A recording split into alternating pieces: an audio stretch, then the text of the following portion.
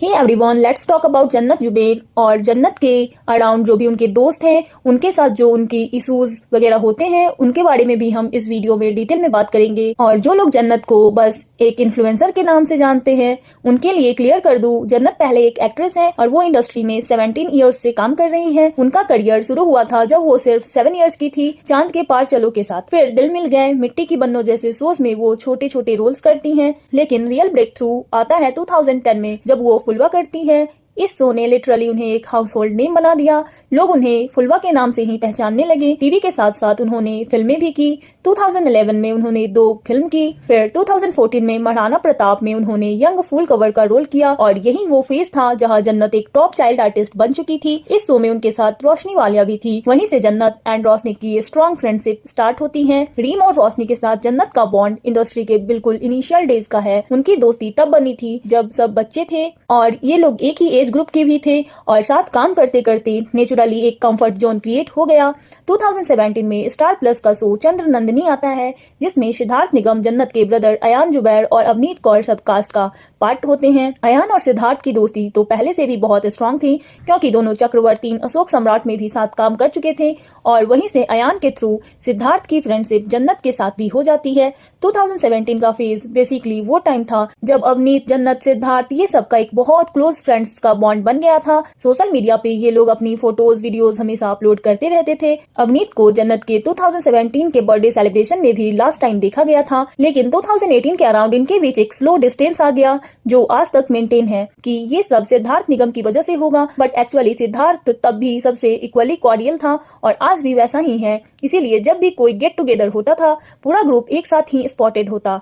2018 के बाद ग्रुप की डायनेमिक्स धीरे धीरे चेंज होने लगी।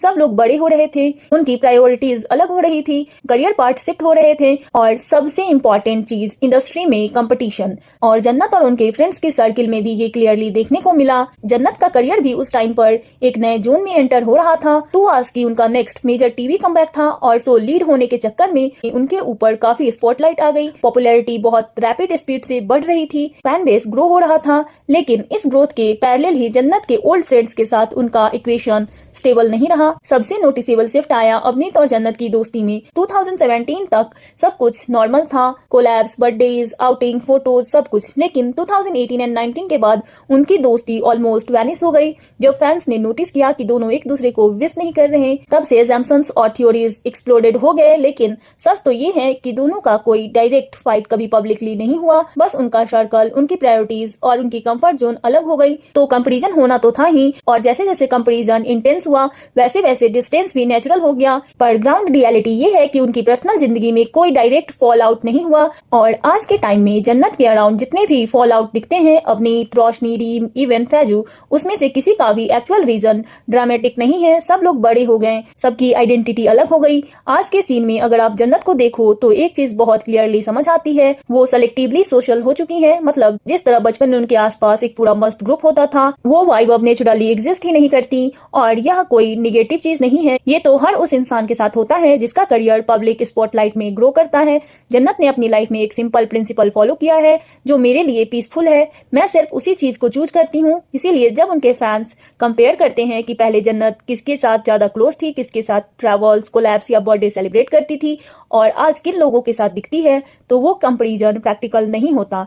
लोग बदलते हैं, उनकी प्रायोरिटीज बदलती हैं और इंडस्ट्री के डायनेमिक्स बदलते हैं। और इस पूरी स्टोरी का कोर पॉइंट यही है, जन्नत का किसी से ओपन फाइट नहीं हुआ है, कोई मेजर कंट्रोवर्सी नहीं हुई है, किसी फ्रेंडशिप का ऑफिशियल ब्रेकअप नहीं हुआ। बस दोस्ती का जो नेचुरल ग्राफ होता है, ऊपर नीचे, डिस्टेंस, रिकनेक्ट, वही फॉलो हुआ। सब लोग अपनी अपनी जर्नी में बिजी हो गए, सिंपल। और सबसे इंटरेस्टिंग पार्ट ये है कि जन्नत का एक स्ट्रॉन्ग फैन बेस आज भी इस एक्सपेक्टेशन में रहता है कि वो किसी एक फिक्स्ड सर्कल के साथ चले। लेकिन जन्नत खुद एक इंडिपेंडेंट पर्सनालिटी है जिसे किसी मैंडेटरी ग्रुप का हिस्सा बनने की जरूरत नहीं है। उनका focus career growth, clean image और पर्सनल पीस पर है। जन्नत कभी भी किसी भी एक्स फ्रेंड को पब्लिकली डिसरिस्पेक्ट नहीं करती, ना अनफॉलो का ड्रामा, ना इनडायरेक्ट पॉडकास्ट, ना शेयर्ड, कुछ भी नहीं। और ये क्वालिटी इंटरटेनमेंट इंडस्ट्री में बहुत रेयर होती है। आज जन्नत अपने प्रोजेक्ट्स, अपनी ब्रांड डील्स, अपनी सोशल मीडिया प्रेजेंस और अपनी पर्सनल लाइफ को बैलेंस करना सीख चुकी है। चाइल्डहुड फ्रेंडशिप फ्रेंडशिप उनकी मेमोरी का बहुत क्यूट हिस्सा है, पर उनकी एडल्ट लाइफ टोटली नए डायनेमिक्स फॉलो करती है। तो अगर कभी आपको लगे कि जन्नत का ओल्ड ग्रुप टूट गया या उनका किसी से फॉल आउट हो गया, तो सिर्फ एक बात याद रखना, no drama, no fight, just growth.